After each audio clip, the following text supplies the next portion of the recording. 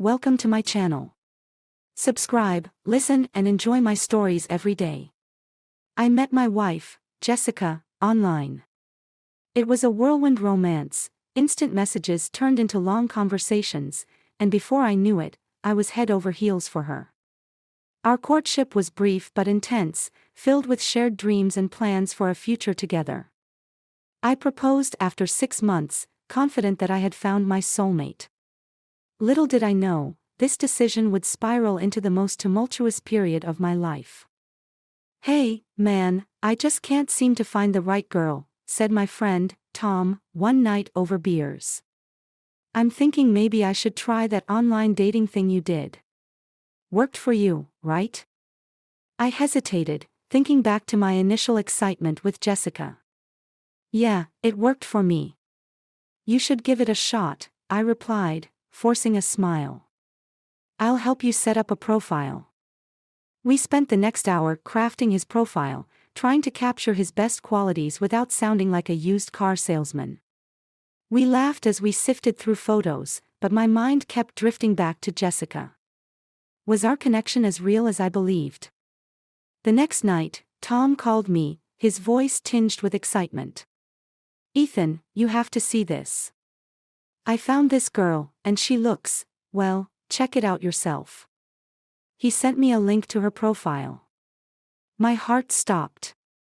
There, staring back at me, was Jessica.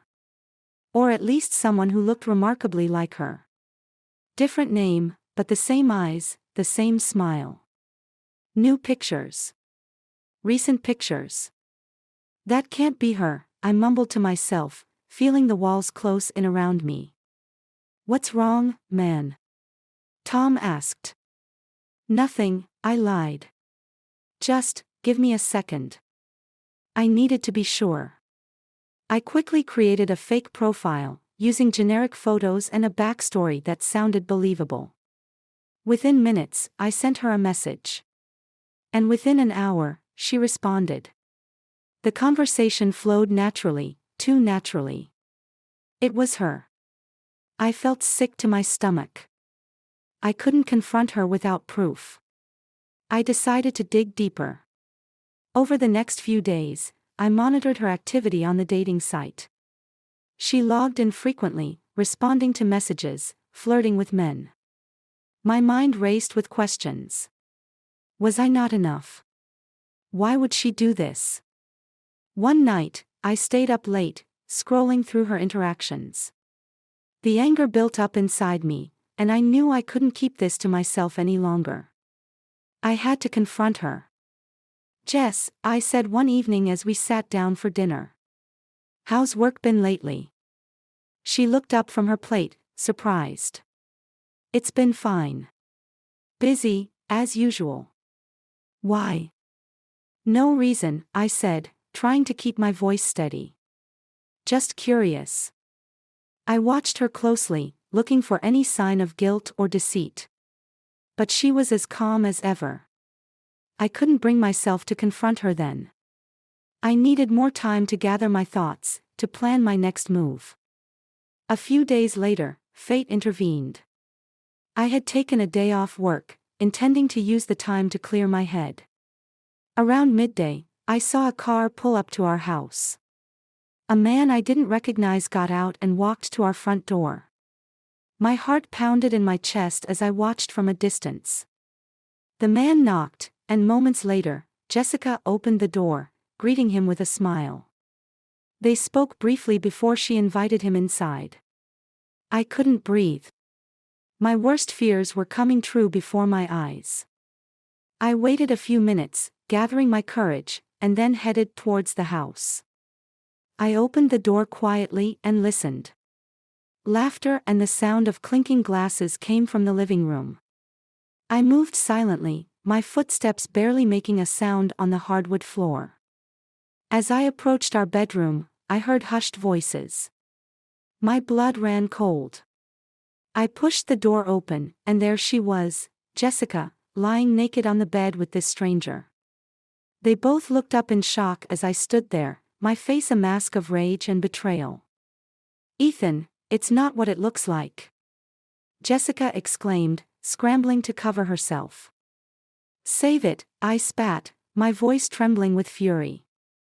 I saw your profile, Jessica. I know you've been cheating on me.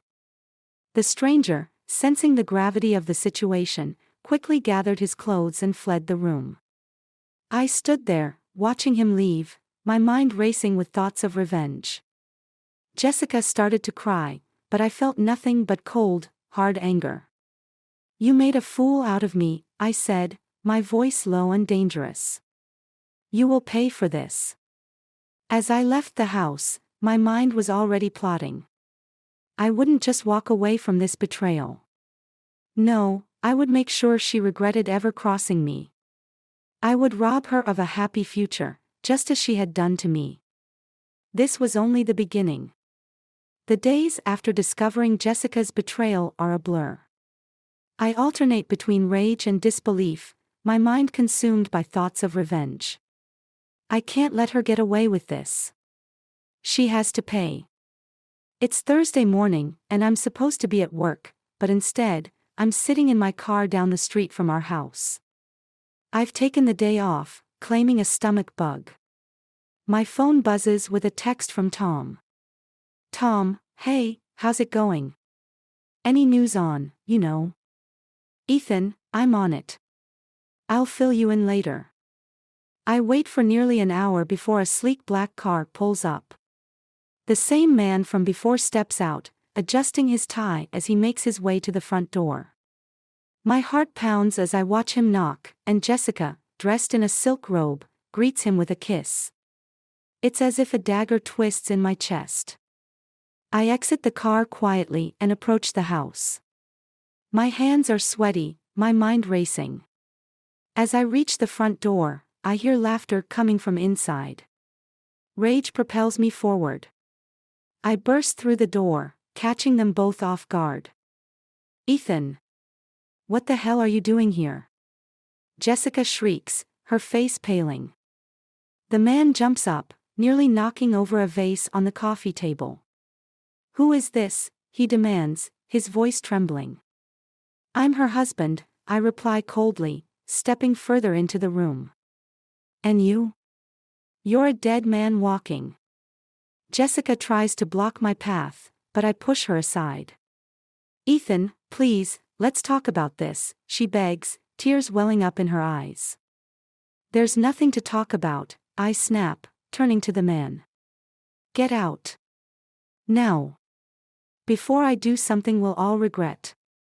He doesn't need to be told twice.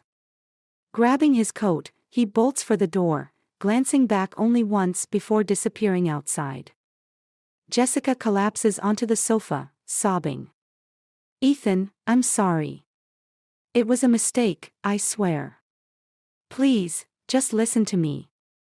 I glare at her, feeling nothing but contempt. A mistake. How long has this been going on? She shakes her head, struggling to find the words. A few months, but it didn't mean anything, I promise. I love you. Love? I laugh bitterly. You don't know the meaning of the word. You threw away everything we had for what? Some cheap thrill. Jessica continues to cry, but her tears do nothing to soften my resolve. I turn and walk out, slamming the door behind me. As I drive away, my phone rings. It's Tom again. Ethan, you alright, man? You don't sound good. I'm not, I reply, my voice tight. I caught them. I saw it all. I need to get out of here. Can I crash at your place? Of course, man. Come over. We'll figure this out. Tom's apartment is a small, cluttered space filled with books, video games, and empty pizza boxes. It's a far cry from the home I shared with Jessica, but right now, it feels like a sanctuary. Ethan, this is messed up, Tom says after I recount the morning's events. What are you going to do? I'm going to make her pay, I reply, a cold determination settling over me. She doesn't get to destroy our marriage and walk away unscathed. Tom looks worried but doesn't argue. He knows better than to try and talk me out of something once my mind is made up. Over the next few days, I put my plan into motion. I start by gathering evidence. I hack into Jessica's email and social media accounts, finding incriminating messages and photos. I compile everything into a neat little package, ready to use when the time is right. Next, I contact a divorce attorney. I want to make sure I have the upper hand when it comes to the legal battle that's sure to follow. The attorney, a sharp-eyed woman named Linda, listens intently as I explain the situation. "We can certainly use this evidence to our advantage," she says, her voice professional and calm. "But I must warn you, Ethan, divorce can be a long and painful process. Are you prepared for that?" "I am," I reply without hesitation. "I just want to make sure she doesn't get a dime more than she deserves." Linda nods, making notes on her legal pad. "We'll start by filing for divorce on the grounds of adultery. With the evidence you've gathered, we should have a strong case." As I leave her office, I feel a sense of grim satisfaction. This is only the beginning. Jessica has no idea what's coming. Back at Tom's place, I dive deeper into my plan. I want to hit Jessica where it hurts most. I start by contacting her employer, an upscale marketing firm where she holds a prestigious position. Using a burner email account, I send them a dossier of her infidelity, complete with the scandalous photos and messages. It doesn't take long for the fallout to begin. Jessica calls me, frantic and in tears. "Ethan, how could you? They fired me. I've lost everything." "Welcome to my world," I reply coldly before hanging up. Tom watches all of this unfold with a mix of concern and admiration. "You're really doing it, huh? You're destroying her life." "She destroyed mine first," I say simply. "I'm just returning the favor." In the weeks that follow, I continue to dismantle Jessica's life piece by piece. I contact her friends and family, sharing the evidence of her betrayal. Her social circle crumbles, and she finds herself increasingly isolated. One evening, as I sit with Tom, enjoying a rare moment of calm, my phone buzzes with a message from an unknown number. "Unknown, you think you can ruin her and get away with it? Think again. This isn't over, Ethan." My blood runs cold. Who could this be? Another lover? A friend seeking revenge? I show the message to Tom, who frowns. "Looks like you've stirred up a hornet's nest, man. Be careful." "Careful?" I reply, feeling a surge of defiance. They should be careful. They have no idea who they're dealing with. The game is on, and I'm ready for whatever comes next. Jessica thought she could betray me without consequences, but she's about to learn just how wrong she was. This isn't over, not by a long shot. Days turn into weeks, and my relentless campaign against Jessica continues. Each move I make, each blow I deliver, is a step closer to reclaiming my dignity and ensuring she pays for her betrayal. But the ominous text from the unknown number lingers in my mind. Who is threatening me? And why? One morning, as I sip my coffee at Tom's cluttered kitchen table, he strolls in, looking concerned. "Ethan, I've been thinking. This whole revenge thing, it's consuming you, man. Maybe it's time to dial it back." I shake my head, my resolve unshaken. "I'm not done yet, Tom.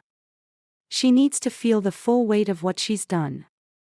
I won't stop until she's lost everything." Tom sighs but doesn't argue. He knows better than to try and change my mind. Just then, my phone buzzes with another message from the unknown number. "Unknown, meet me at the Silver Moon Diner tonight at 8 p.m. We need to talk." I show the message to Tom, who raises an eyebrow. "You think it's a trap?" "Probably," I admit, "but I need to know who's behind this.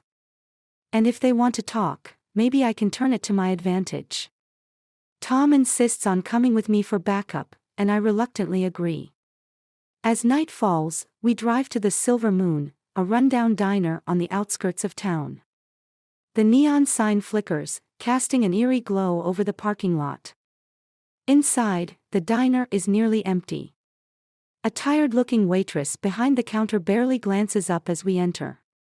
We take a seat in a booth near the back, scanning the room for anyone suspicious. At 8 p.m. sharp, a man in his mid-30s walks in, looking around nervously before spotting us. He makes his way over and sits down across from us. "You must be Ethan," he says, his voice low and tense. "I'm Matt. Jessica's brother." My anger flares. "What do you want, Matt? Here to threaten me again?" Matt shakes his head. "I'm here to warn you. This revenge game you're playing, it's getting dangerous. You've already cost her her job, her friends. She's lost everything because of you." "She deserves it," I snap. "She cheated on me, lied to me. She ruined our marriage." Matt leans forward, his expression serious. "You don't understand. She's not the only one suffering. Our parents are devastated. They don't know what to believe. And now, Jessica's in a dark place, Ethan. She's talking about ending it all." For a moment, I feel a pang of guilt, but I push it aside. That's on her. She made her bed, now she has to lie in it. Matt's eyes harden. "I get that you're hurt, but this has to stop. She's not the only one with a breaking point. You keep pushing, and someone's going to snap. Is that what you want?" Tom, sensing the rising tension, intervenes. "Look, Matt, we get it. But you have to understand where Ethan's coming from. What Jessica did was unforgivable." Matt nods slowly, his expression softening slightly. "I know, and I'm not excusing her actions. But there has to be a better way to handle this. Please, just think about it." With that, Matt stands up and leaves the diner, leaving me and Tom to contemplate his words. Later that night, as we drive back to Tom's apartment, his words echo in my mind. I hate to admit it, but he has a point. This vendetta has consumed me, turning me into someone I barely recognize. But can I really just let it go? Can I forgive and forget? The next day, I get a call from Linda, my attorney. "Ethan, we've got a problem. Jessica's hired a new lawyer, and he's coming at us hard. They're threatening to countersue for defamation and emotional distress." "What?" I exclaim, my anger flaring anew. "She's the one who cheated. How can she countersue?" "Legally, she can claim that your actions have caused her significant emotional harm," Linda explains. "It's a messy situation, and it could drag this out even longer." I hang up, feeling the walls closing in. Jessica's not backing down, and now she's fighting fire with fire. I need to rethink my strategy. That evening, as I sit alone in my temporary bedroom at Tom's place, I receive another text from the unknown number. "Unknown, I warned you. Now things are going to get ugly. Back off, or you'll regret it." My blood boils. This has gone too far. I can't let Jessica and her brother intimidate me into submission. I need to find a way to turn the tables. The following day, I visit Linda's office, determined to discuss our next move. As I walk in, I notice a familiar figure sitting in the waiting area. It's the man from my house, the one I caught with Jessica. He looks up, his eyes widening in surprise. "What are you doing here?" I demand, my voice low and menacing. "I came to talk to Linda," he stammers.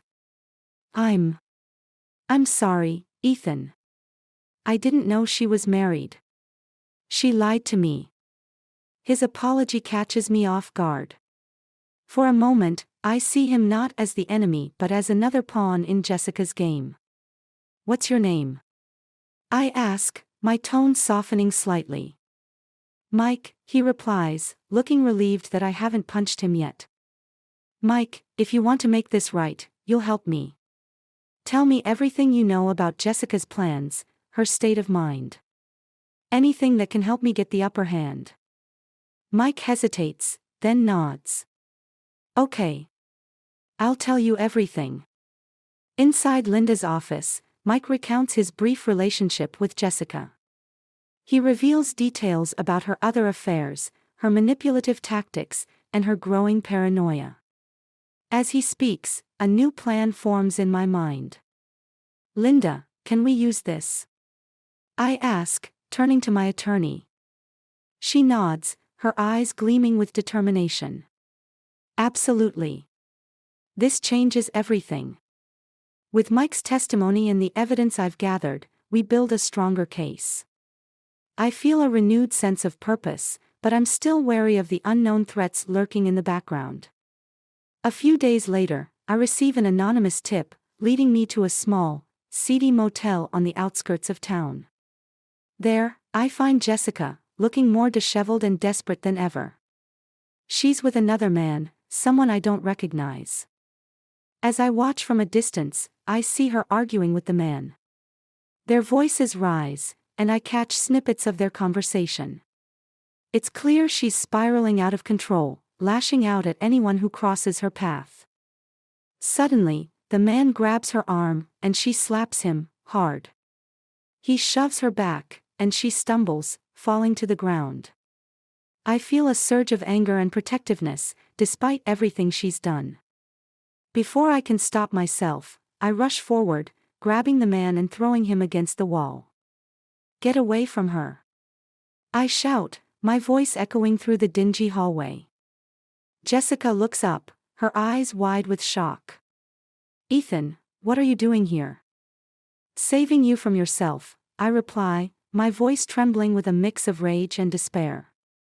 The man flees, leaving us alone. Jessica stands, brushing herself off, tears streaming down her face. Why? After everything I've done, why are you still trying to protect me? I don't have an answer. Maybe it's because, deep down, I still care. Or maybe it's because I can't stand to see anyone, even her, suffer like this.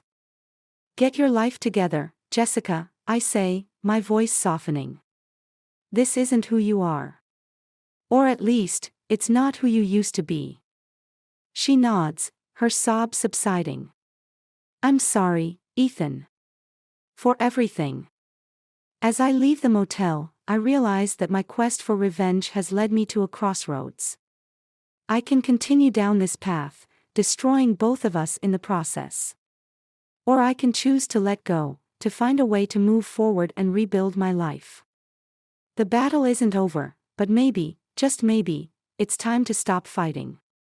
As the days turn into weeks, the chaos surrounding my life begins to settle. The confrontation at the motel with Jessica leaves me feeling drained but also strangely at peace. I've come to realize that revenge, while initially satisfying, only deepens the wounds. It's time to move on, to find a way to heal and rebuild. However, the mysterious texts from the unknown number continue to haunt me. Each message is more threatening than the last, warning me to back off. I decide it's time to confront this new enemy directly. I have to find out who is behind these threats and why they are so invested in Jessica's downfall, or mine. One night, as I'm sitting with Tom in his apartment, my phone buzzes again. Unknown, meet me at the old warehouse on Maple Street at midnight. Come alone if you want answers. I show the message to Tom. What do you think? He frowns. It sounds like a trap, Ethan. But you can't keep living in fear. Let's end this once and for all. We formulate a plan. Tom insists on coming with me, but he'll stay hidden, ready to jump in if things go south. Armed with a flashlight and a sense of determination, we head to the warehouse district. The warehouse on Maple Street is a relic from another era, its windows shattered and walls covered in graffiti.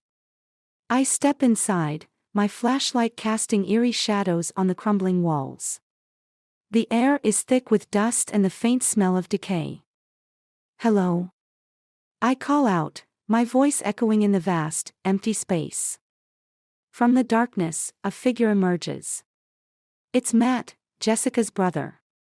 He looks more haggard than before, his eyes wild with a mix of fear and anger. Matt, what are you doing here? I demand, my heart pounding. He steps closer, his face contorted with rage. You ruined her, Ethan. You destroyed her life, and for what? Because she made a mistake. She didn't just make a mistake, Matt. She betrayed me, over and over again, I retort. But this isn't about Jessica anymore, is it? This is about you. Matt's eyes flicker with something dark. You're right. This is about me. You see, Ethan, you're not the only one who was betrayed. Before I can react, another figure steps out of the shadows. It's Linda, my attorney. I stare at her in shock, my mind racing to understand what's happening. Linda. What are you doing here? She smirks, a cold, calculating expression on her face. Did you really think I was on your side, Ethan? You were just a pawn in our game. I feel a chill run down my spine. Our game. What the hell are you talking about? Linda and Matt exchange a glance, then Linda begins to speak. Matt and I have been working together for a long time. We knew Jessica was cheating on you, and we saw an opportunity. By pushing you to seek revenge, we could manipulate you into destroying her life, and in the process, gain control of her assets. Matt nods, his expression smug. Jessica's been a mess for years, Ethan. She's always been reckless, always making bad decisions. But her money, that's what we wanted. And now, thanks to you, she's lost everything. And we're here to pick up the pieces. Anger and betrayal wash over me. You used me. Both of you. All of this was just to get to her money. Linda steps closer, her eyes cold. Yes, and you played your part perfectly. But now, you're a loose end we need to tie up. Before I can react, Matt lunges at me, a knife glinting in his hand. I dodge, the blade grazing my arm. Pain sears through me, but adrenaline keeps me moving. I fight back, wresting the knife from his grasp and throwing him to the ground. Tom! Now! I shout, hoping my friend is close by. Tom bursts in, tackling Linda to the ground. She struggles, but Tom overpowers her, pinning her arms behind her back. You're both going to pay for this, I say, breathing heavily as I stand over Matt. He laughs, a bitter, broken sound. You think you've won. This isn't over, Ethan. Sirens wail in the distance. Someone must have heard the commotion and called the police. Within minutes, officers swarm the warehouse, arresting Linda and Matt. As they're led away in handcuffs, I feel a strange mix of relief and emptiness. Ethan, are you all right? Tom asks, helping me to my feet. I nod, wincing at the pain in my arm. Yeah, I think so. Thanks, Tom. I couldn't have done this without you. As the police take our statements, I reflect on everything that's happened. Jessica's betrayal, my quest for revenge, the manipulations of Matt and Linda, it's all been a whirlwind of deceit and hurt. But now, standing in the aftermath, I realize that I have a choice. I can let this define me, or I can move forward. A few days later, I meet with Jessica. She looks worn and fragile, but there's a glimmer of hope in her eyes. Ethan, I'm so sorry for everything, she says, her voice trembling. I never meant for things to get this bad. I know, I reply softly. And I'm sorry, too. We both made mistakes, but it's time to move on. We agree to finalize the divorce amicably, each of us taking steps to rebuild our lives. It's not an easy process, but it's a necessary one. Months pass, and slowly, I begin to find peace. I start a new job, make new friends, and even begin to date again. The wounds from my past are still there, but they're healing. One evening, as I sit with Tom, enjoying a quiet moment, he looks at me and smiles. "You've come a long way, Ethan. I'm proud of you." "Thanks, Tom," I reply, feeling a sense of gratitude. "I couldn't have done it without you." As we raise our glasses in a toast, I realize that the future is still uncertain, but for the first time in a long time, I feel hopeful. I've faced betrayal, sought revenge, and uncovered a web of deceit, but in the end, I've found something more important: resilience and the strength to move forward. And that, I realize, is the greatest revenge of all.